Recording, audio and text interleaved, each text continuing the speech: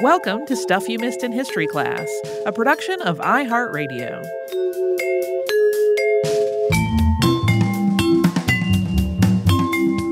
Hello and welcome to the podcast. I'm Tracy V. Wilson. And I'm Holly Fry. Here is part 2 of the weird experience of working on Unearthed episodes in the middle of a pandemic, which has just been a strange thing. It has not been usual for me to repeatedly refer to the same current event multiple times doing Unearthed. Today we have some fun stuff, including edibles and potables, shipwrecks, books and letters, just some other cool stuff too. So normally when Tracy is working on Unearthed, she winds up finding stuff that seems cool or interesting, but it kind of doesn't really fit into any category. And so those all go into potpourri, and that's where we're starting today. First up, a 5-year excavation at a Pictish homestead known as Lair of Glenshee in Scotland has unearthed lots of finds, including a padlock dating back to between 500 and 1000 CE. There's no more really to discuss with that. I just thought it was cool to have a padlock that was that old. Moving on to something that is a little more serious. The 2019-2020 bushfire season in Australia was really just devastating, particularly devastating, with immense losses in terms of human and animal life, as well as the general environment and ecology and property, just on and on. Australia's Aboriginal and Torres Strait Islander peoples have been disproportionately affected by this, with fires completely destroying ancestral homes and cultural sites. Material losses have included things like council buildings, ceremonial items, and sacred sites.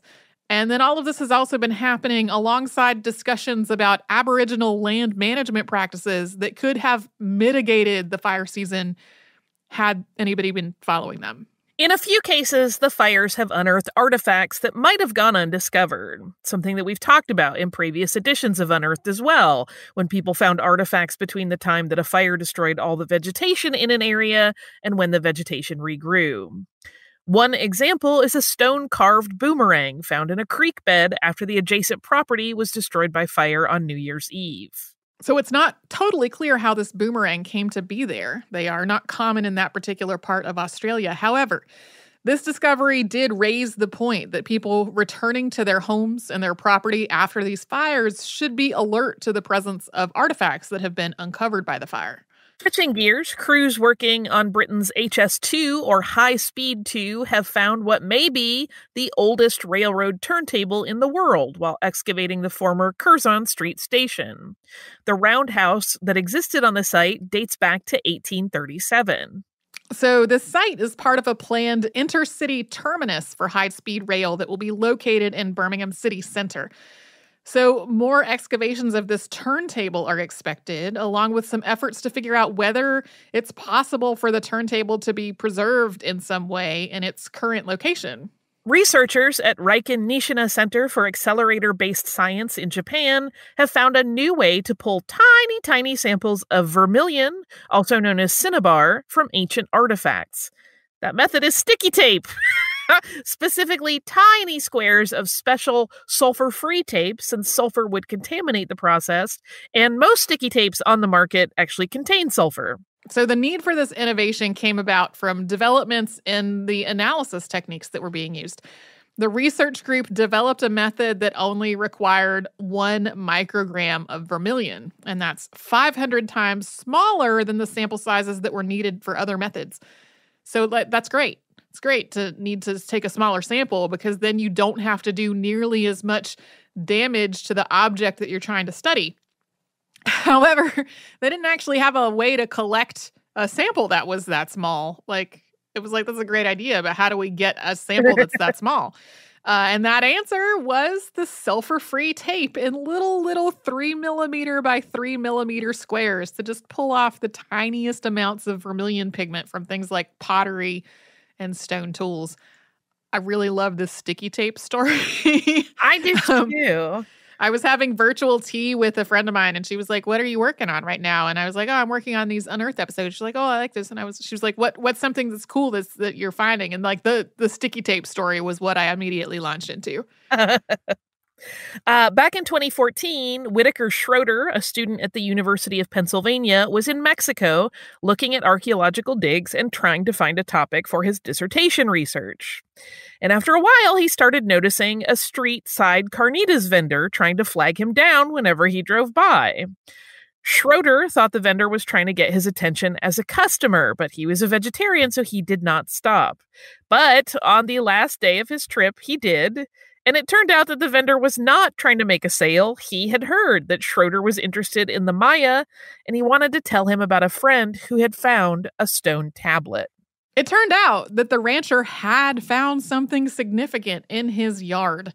And 5 years later, after negotiations with him to do the excavation, those excavations began.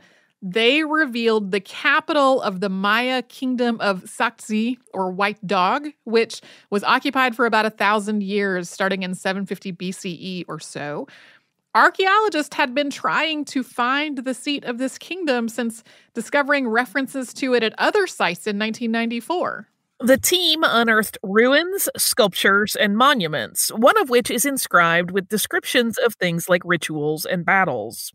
The team was planning to return to the site in June for further excavations, although the pandemic seems likely to delay that effort. Moving on to a favorite category, and that's shipwrecks. Locals have known about a wreck about 35 miles off the coast of St. Augustine, Florida, for more than 3 decades. They nicknamed this wreck the Bear Wreck. I found a lot of references to that having to do something with debris that had washed up. But I was like, was there a bear on it? Did it look like a bear? I don't know. This January, though, this wreck was finally identified as the SS Cotopaxi, which disappeared in 1925. The Cotopaxi was traveling from Charleston, South Carolina to Havana, Cuba, carrying a load of coal when it disappeared with 32 people on board. Since then, some people have connected the Cotopaxi to the so-called Bermuda Triangle, which the ship would have passed through on that journey. Biologist and diver Michael Barnett worked on the identification using insurance records, blueprints, and other documents to compare the wreckage to what was known about the Cotopaxi. And then in addition to the news coverage of this in January, the wreck was also covered on the Science Channel series Shipwreck Secrets. Crews have brought up more than 350 artifacts from the wreck of Sir John Franklin's ship, the Erebus, which was found in 2014, and we talked about it on Unearthed that year. The items include things like a hairbrush, kitchen items, wine bottles, and an accordion. These were recovered by Parks Canada underwater archaeologists. So it's been a few years since the ship was found. There had been some other items brought up from it, but this was the first time that underwater archaeologists have really been able to start working at the site, and mostly that's because of the weather. The northern location of where the wreck is located means that you can really only dive there for 5 or 6 weeks a year at best. If you have bad weather during that 5 or 6 weeks, that means it's not safe to go out. It's too bad. A team for Lost 52 project, which has come up on previous episodes of Unearthed, has found the remains of the USS Stickleback, which sank after accidentally colliding with a U.S. Navy ship on May 28, 1958. The wreck wasn't far from where the collision had taken place, in about 11,000 feet, that's about 3,350 meters, of water. So this collision was accidental. It happened during an anti-submarine warfare exercise. The crew were able to use compressed air to force the water out of the vessel's ballast, and they all escaped to other ships that were in the area before the wreck sank again. For folks who might not recall, the Lost 52 project has a goal of finding all 52 U.S. submarines that disappeared during World War II, and the 4 that were lost during the Cold War. As of the Stickleback announcement, it had found 6 of those subs. Let's have a sponsor break before we move on to one of the perpetual favorites, which is the edibles and the potables.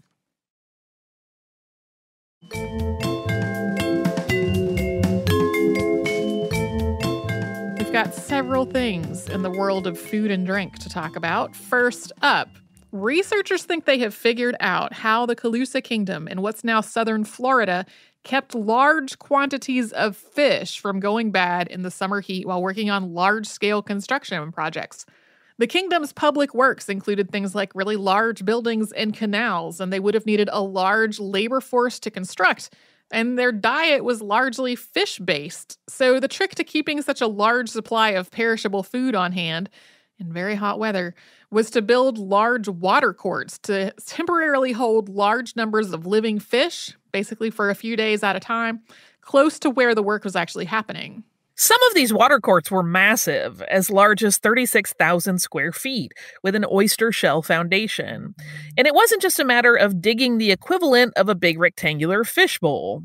Keeping the fish alive would have required them to account for tides and currents to keep the habitat going as a place where the fish could survive. Based on radiocarbon dating, these water courts were built sometime between 1300 and 1400, and that would have been during the second phase of construction on a royal manor that was huge, large enough for about 2,000 people.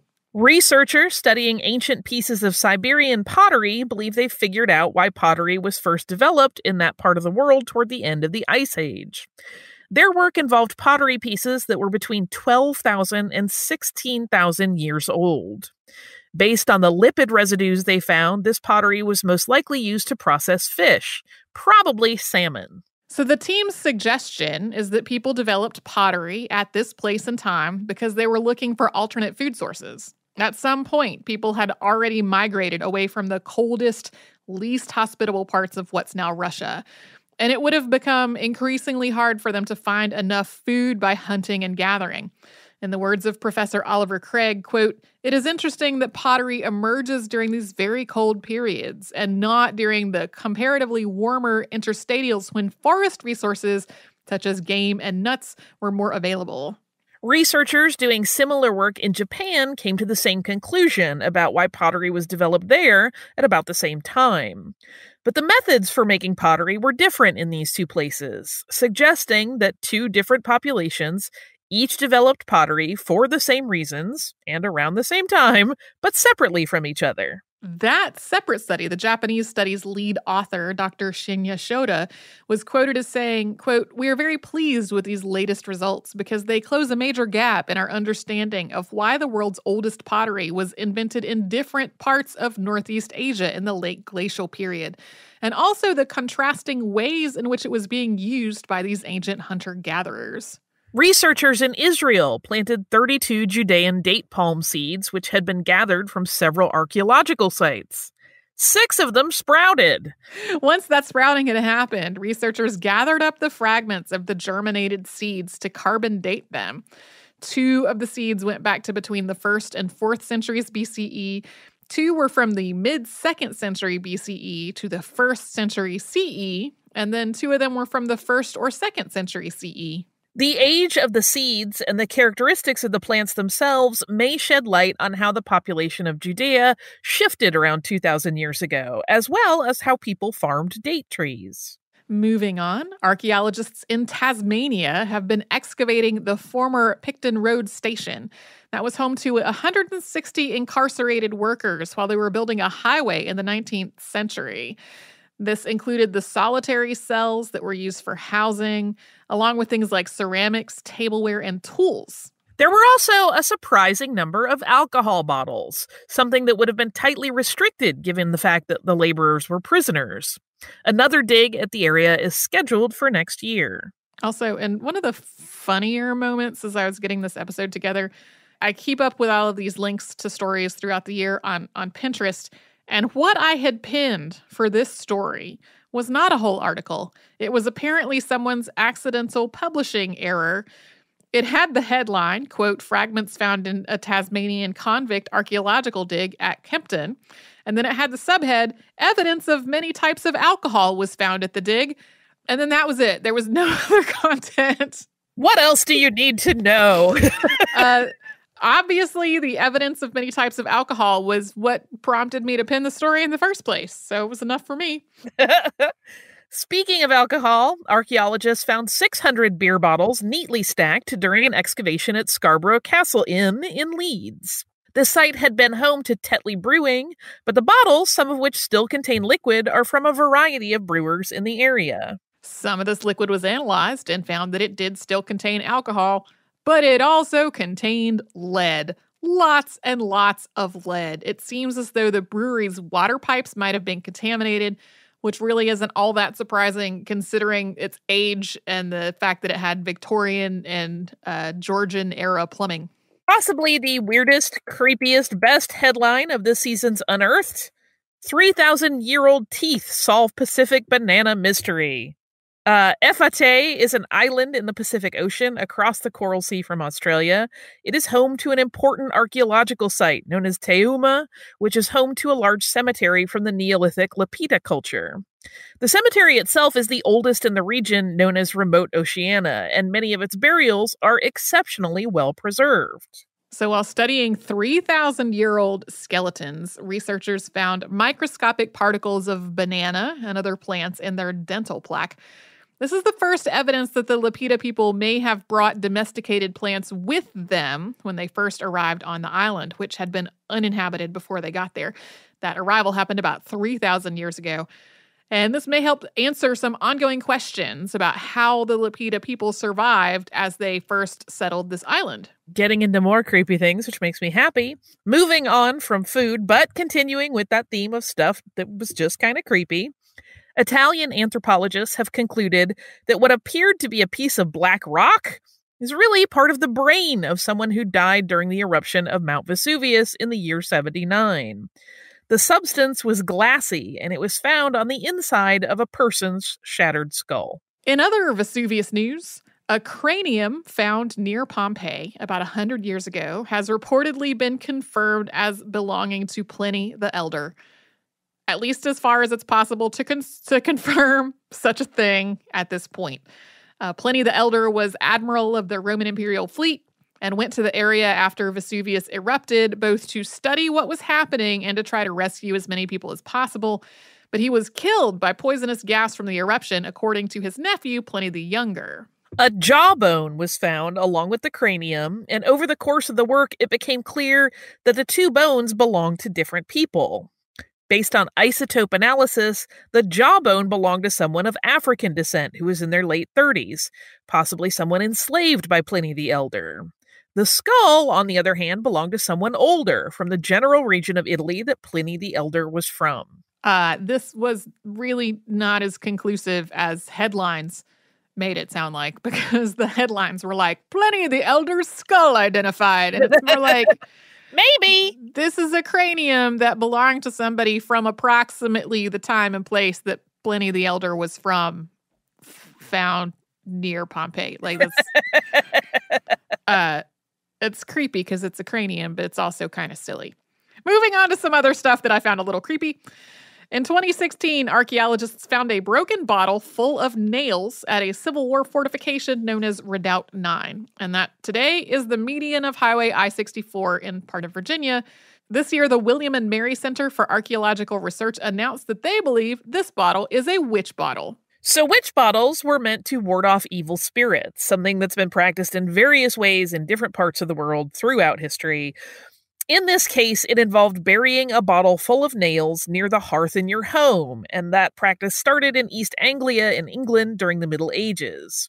Archaeologists have found almost 200 witch bottles in Britain, but only a handful in the United States, so this find is relatively rare. Also, it could have just been a bottle full of nails with no supernatural significance, because the top of the bottle is broken off, so it's not clear whether it contained any of the other items that were typically placed into witch bottles, like nail clippings or locks of hair. It could have just been the container someone was using to hold their nails. My brain wants to start making artisanal witch bottles to sell online. Let's do that. We'll just put, like, cat nail clippings in it.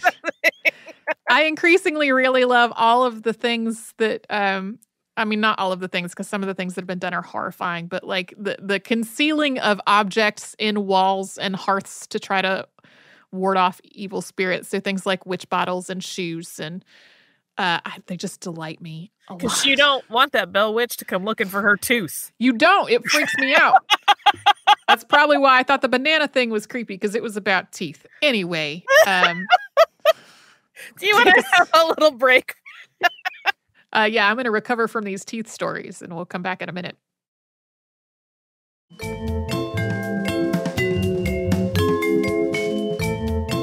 Next up, we have just a couple of mummy finds, or things related to mummies.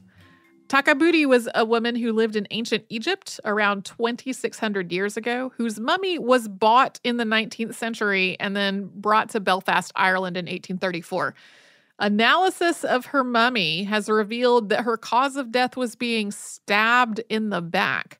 Also, researchers confirmed that the mummy's heart is actually still intact and present in the chest cavity. Takaburi is an example of what other cultures' treatment of Egyptian mummies was like in the 19th century. After Takaburi was brought to Belfast, she was publicly unwrapped on January 27th, 1835. It was really just kind of a public spectacle of like, let's gawk at these human remains that we're going to remove from their burial wrappings, which I find a little horrifying. In totally different, almost opposite mummy news from a different part of the world, researchers from the University of Western Ontario have been working on a portable digital X-ray system that could allow more thorough but also non-invasive study of mummies actually in the field. Using X-ray imaging to study mummies is not new. Mosaic X-rays that use multiple images to turn two-dimensional X-rays into a 3D view of a mummy's interior are not new either. However, before this point, this work has usually been done with film, with the team taking that film back home with them and then developing the images and studying them there. Yeah, it was time-consuming, and it also meant that you were no longer physically able to compare your imaging to, like, the mummies in front of you. This team, on the other hand, is working on an all-digital setup using an X-ray machine the size of a suitcase that was originally made for veterinary use. The images produced are sent directly to a laptop, and they can be viewed immediately. The X-ray machine being used in this work was funded by the Social Sciences and Humanities Research Council of Canada, and last summer, the team used it in Peru to take more than 800 X-rays in the field over the course of just 6 days. Moving on, away from mummies and into books and letters. Charlotte Bronte, most well known for her novel Jane Eyre, also made tiny, tiny miniature books and magazines when she was a teen. I love this. Her siblings made tiny books like this too. And when we say we're talking about something tiny, what we mean is something the size of like a box of matches. In the case of the one we're about to talk about, it's 35 by 61 millimeters. Tiny! So small. I saw some of these at a special exhibition at the Morgan one time a couple of years ago when we were in New York for something podcast related. And they had the books and these little magnifying glasses that you could get a closer. I loved them so much. I loved the whole exhibit so much. It was great. Anyway, one of Charlotte Bronte's creations along these lines was a 6-book series called The Young Men's Magazine, and this included original stories, mock advertisements, and other materials. They really were like tiny, tiny little mock-up men's magazines full of original work. 4 of the 6 installments in this series were already part of the collection of the Bronte Parsonage Museum. A 5th has been lost since the 1930s. We're not quite sure where it is. And the 6th came up for auction in the fall of 2019. That led to a fundraising campaign to help the museum buy it. And that campaign was promoted by such notable people as Dame Judi Dench, who's the Bronte Society's honorary president. And this campaign, we are happy to say, was successful. It was announced in February that the newly acquired little book has gone on display at the Parsonage Museum. I really love the fact that Dame Judi Dench is the honorary president of the Bronte Society. Of course she is. Moving on, researchers are studying a 2,000-year-old artifact in Japan to try to figure out whether it contains Japan's oldest known example of writing. Yasuo Yanagita and his colleagues have maintained that this is an inkstone showing Chinese characters that are written on the stone in India ink. India ink is a form of ink made from carbon black, typically in a stick or a cake, which is moistened to produce ink. But it can also describe a liquid ink made from carbon black and suspended in a fluid. India ink, or Indian ink, as it is called in the UK, is a little bit of a misnomer. This was first made in China and Japan, and in some places it is actually called Chinese ink. As I was working on this, I was like, I'm sure there are people who know what India ink is, but I am not clear on the details, even though I've been hearing the term used my entire life. Other researchers studying this piece, though, have tried to confirm the presence of India ink on the stone through infrared imaging, and they just couldn't confirm that it was there. So there's some dispute going on about this.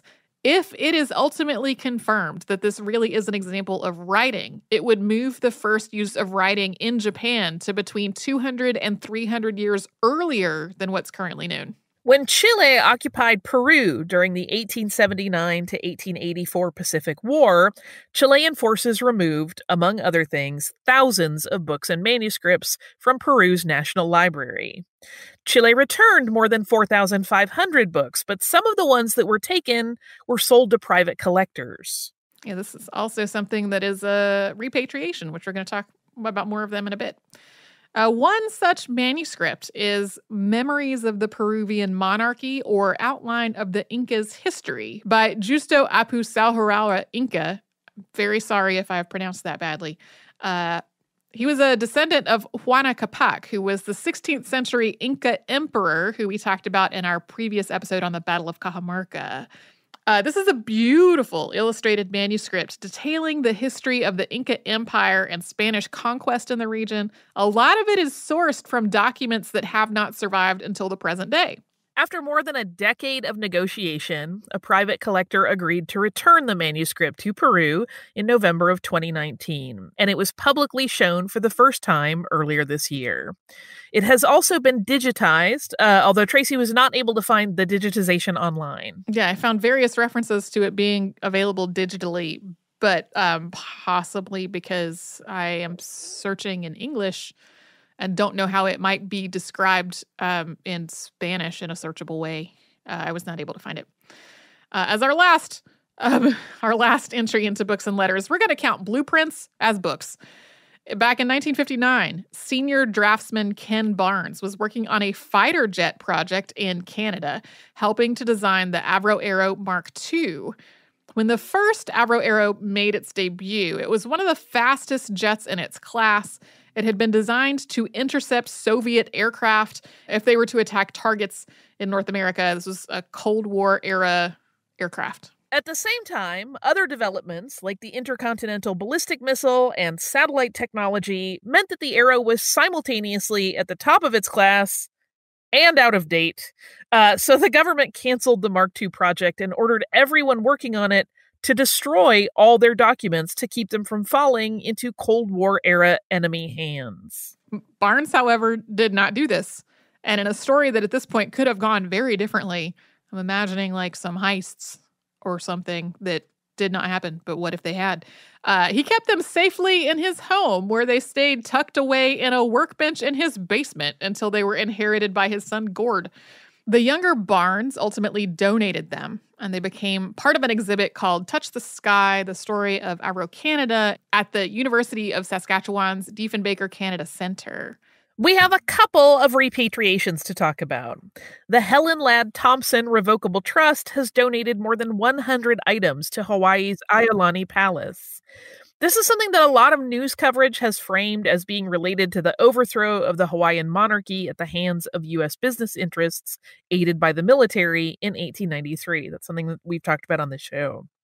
In the words of CNN's headline, for example, quote, "Thousands of artifacts were taken when Hawaii's monarchy was overthrown. Now some have returned home to Iolani Palace." It is absolutely true that thousands of artifacts, pieces of artwork, and other items were seized and auctioned off after the Hawaiian monarchy was overthrown, and that many of these pieces have never been recovered or returned. But this particular donation has a little bit different backstory. These items had originally belonged to Anton and Emily Rosa. Anton was the son of a Hawaiian mother and a father of Portuguese descent. He was a judge, and King Kalakaua appointed him as Attorney General. After that, Rosa served as Kalakaua's vice chamberlain, and he was part of Queen Liliuokalani's Privy Council. Rosa died in 1898 at the age of 43, and in obituaries, his politics were described as nationalist and in opposition to the republic that was established after U.S. interests overthrew the Hawaiian monarchy. These items, which were probably given to the Rosa family as gifts, were then passed down to their descendants. Then Helen Ladd Thompson, Rosa's granddaughter, died in Honolulu on June 23rd, 2018, which ultimately led to those items being donated to the Iolani Palace. The headlines sort of made it sound like these were things that nefarious people had looted from the palace and decided to return. But this is a family who had connections with the monarchy's personal items that they have donated now. In other news, Scotland has returned the remains of a Beothic couple 191 years after those remains were taken from their grave in what's now Newfoundland by explorer William Cormack. This return followed years of discussion with the Canadian government and with Indigenous leaders. These remains belonged to Nonosabasut and Demasduit. I'm really sorry if I have done that badly. I tried to get pronunciations and failed. Demasduit was captured by a European fur trader in 1819, and her husband was killed trying to rescue her. She died of tuberculosis the following year. As of March, the remains were being held at the Rooms Archive and Museum in St. John's as Indigenous leaders from Newfoundland and Labrador discussed how and where to rebury them to ensure that they would not be disturbed again. Initially, Scottish authorities had refused to return these remains because the request had not been made by a direct descendant. This is one of those situations where the Beothic nation as a nation was destroyed back in the 19th century. So the efforts to have the remains repatriated has been a collaborative effort among multiple Indigenous peoples in Canada. A pipe tomahawk that George Washington gave to Seneca leader Cornplanter in 1792 has been returned to the Seneca Nation. A Seneca diplomat had donated the tomahawk to the New York State Museum in 1851, but it had been lost or stolen from the museum about 100 years later. It was returned to the museum by an anonymous person in 2018. The formal return of the pipe took place in Salamanca, New York in January. And now we are going to move on and finish off this installment of Unearthed with something that a lot of people's social media shares blamed for the state of the world right now. Which, since, as we've said earlier, this episode is coming out in 2 weeks, who knows what the state of the world will be at that point. 30 lead curse tablets were found in the main cemetery of ancient Athens down at the bottom of a well. This well is known as B34. It's one of more than 40 known wells in the cemetery, and it dates back to the 4th century BCE. It was common to bury these types of tablets in a person's tomb, under the idea that the person could carry the message with them to the underworld. And wells were seen as another connection to underworld deities. This use of wells as kind of a curse tablet mailbox increased after Athenian law banned the burial of curses in tombs as part of laws governing the tomb's overall management. So these curse tablets would have been considered the black arts, and the black arts were not looked upon very favorably in Athens. So this well, which was the water source for a public bath, was probably just a convenient place for people to try to throw their curses in surreptitiously. This kind of reminds me of people trying to scatter ashes on Disney rides. Yeah. Some of the other items found in the well, which had to be pumped free of water before the excavation could begin, were bronze coins, cooking pots, drinking vessels, peach pits, and talus bones used for dice games. This wasn't all just littering. Some of these items would have been thrown in as an offering to the water nymph believed to be tied to the well. So this story came out a little bit earlier in the year, but it circulated a lot. I saw it around numerous times in the early days just after the World Health Organization had declared a pandemic. And that led to people making various quips about how we needed to throw the curses back in. Just to be clear, though, they were removed when the well was excavated for the first time back in 2016. So, and also probably they had already done their curse work, if you believe in such a thing, since the whole point was for their messages to be retrieved by underworld deities down at the bottom of the well. Right, it's a return to sender situation. It is. we don't want your curses. No. So yeah, that is our Unearthed for the springtime of 2020. I'm wildly curious how this goes in summer. Yeah, me too. Me too. Like a lot of universities are only doing online instruction, or like have like told students not to return to campus. So like the world of university-based work is very different. Simultaneously, though, my spouse works for a university as a librarian, and he has been incredibly busy working at home, as faculty have wanted a lot of research help for stuff that is related to COVID-19 in some way. So it could go so many different ways. Like I imagine a lot of field work is probably canceled or postponed.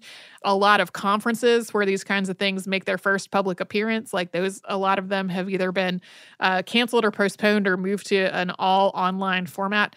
It remains to be seen what we'll have to report in July. Yeah, I imagine there could be like analysis and, putting together of papers during this time, but we'll see.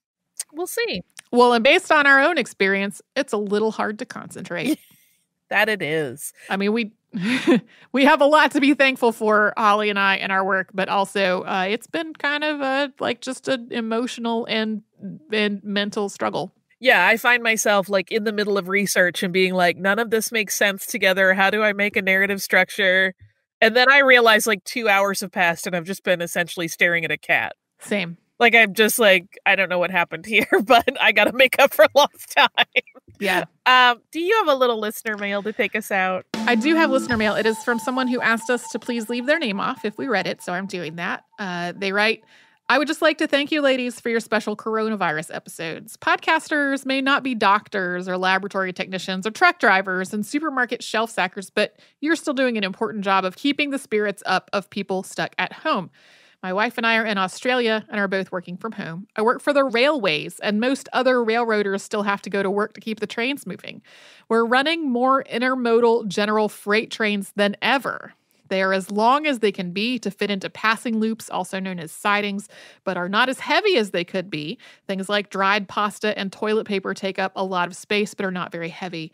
The people who load trains are used to seeing a peak period in the lead up to Christmas, but right now they're seeing a peak which doesn't end.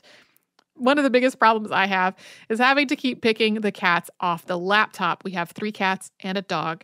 I sent out this photo to my workmates that said my cat Trim takes after his namesake. The original Trim is how Australia got its name. Matthew Flinders had just finished the first complete map of Australia, and Trim went to sleep in the middle of it. He wanted to write Terra Australia on it, which is Latin for southern land, but he abbreviated it to Australia so as not to wake Trim.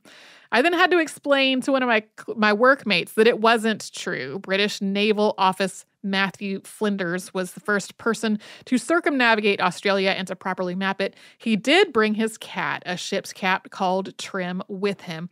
Trim was known for mischief, like sprawling out on the chart table when an officer had to do the navigation, but the name Australia had already been coined. Flinders chose to use it and made it popular. On a lighter note, after your train wrecks episode, you might like to hear about the Tea and Sugar. This was a shopping mall on a train. There used to be a whole series of settlements next to the railway across the Nullarbor Desert where the track mountaineers lived with their family. More or less every week from when the line opened in 1917 until 1996, this train ran across the line bringing them supplies. Tea and sugar were the most famous supplies it carried, hence the name. One carriage had a grocery store, another carriage had a butcher shop, and another carriage had a bank branch. Nurses would often ride the train to check on people's health, and movie projectors were often carried. At Christmas, Father Christmas, also known as Santa Claus, would ride the train. And the train finally stopped running when modern technology meant people no longer needed to live in such remote settlements. Things like concrete sleepers on ties, which are not eaten by termites, did not need to be replaced as often. Modern four-wheel drive cars meant track workers and their families could live in towns and then drive out to where they needed to work, spending a few nights in bunkhouses on the line. Thanks again. Thank you so much, anonymous listener, for these 2 charming stories about Trim and about the Tea and Sugar. I love both of them. as soon as I heard about the tea and sugar, I was like, can we do an episode about that? I did a similar thing. And then I was like, can I do an episode about this and other cool trains as like a 6 Impossible episodes? And I haven't quite pulled together something that might be a thing that can happen in the future, but I did not immediately figure out what to do with it. But anyway, it's such a great story. Thank you so much for sending us this email. Again, we hope people are weathering things as best as possible.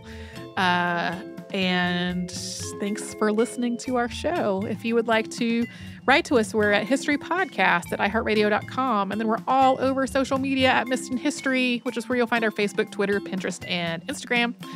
And you can subscribe to our show on Apple Podcast, the iHeartRadio app, and anywhere else you get your podcast.